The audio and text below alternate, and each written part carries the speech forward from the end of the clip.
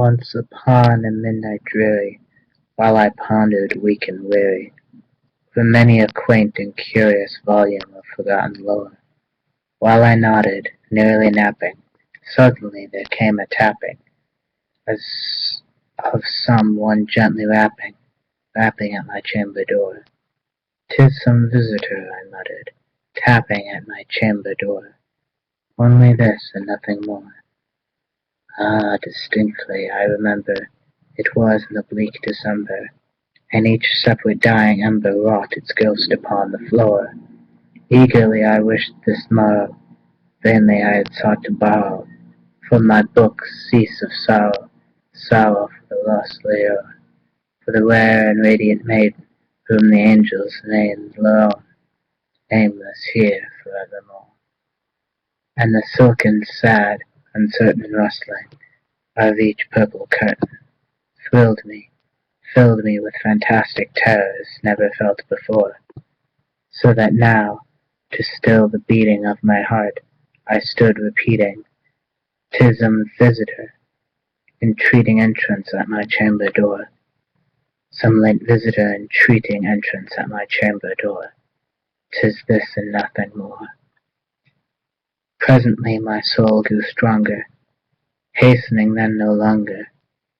"Sir," said I, "or madam, truly your forgetfulness I implore, but the fact is I was napping, and so gently you came rapping, and so faintly you came tapping, tapping at my chamber door, that I scarce was sure I heard you.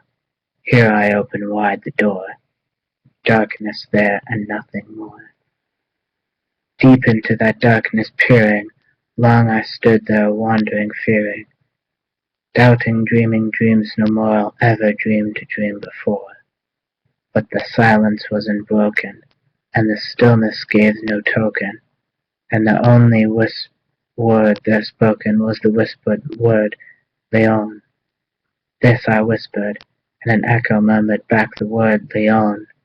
Merely this and nothing more.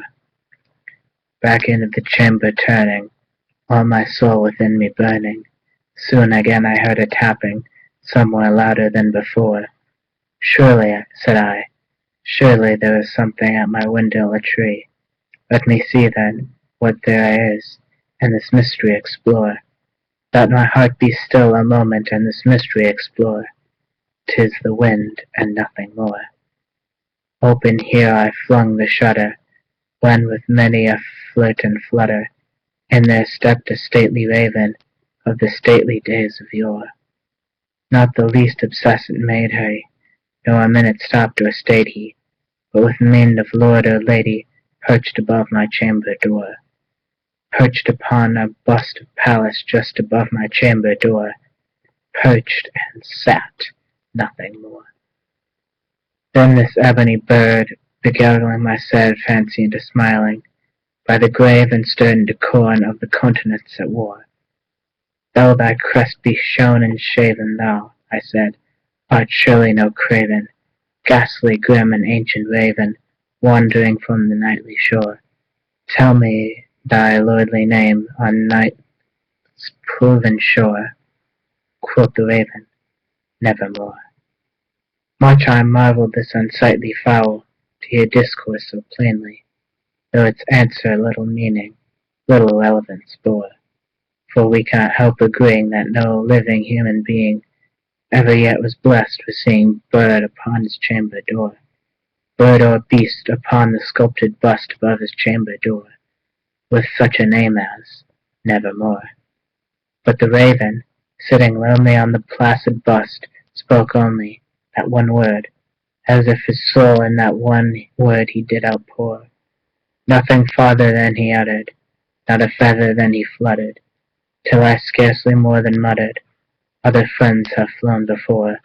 On the morrow he will leave me, as my hopes have flown before." Then the raven said, "Nevermore," startled at the stillness broken by a reply so aptly spoken.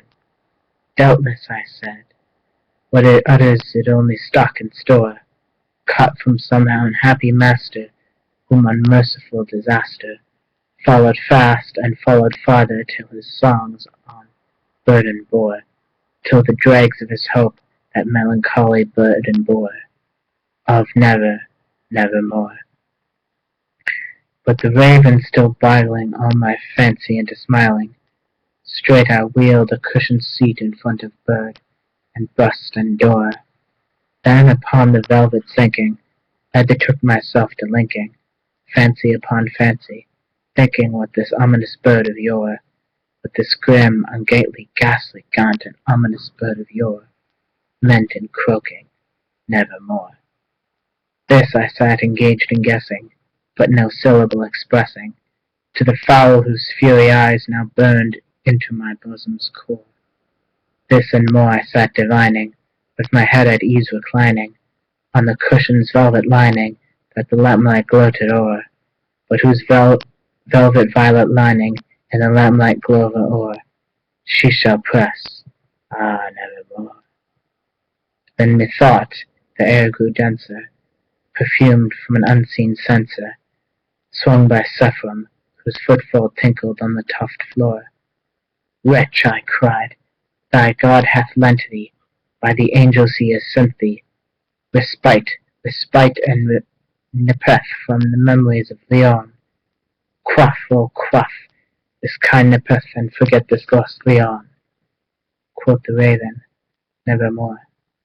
Prophet, said I, thing of evil, prophet still, if bird or devil, whether tempest sent or whether tempest tossed her here ashore, desolate yet all undaunted, on this desert island entranced, on this home by horror haunted, tell me truly, I implore, is there balm in Gilead?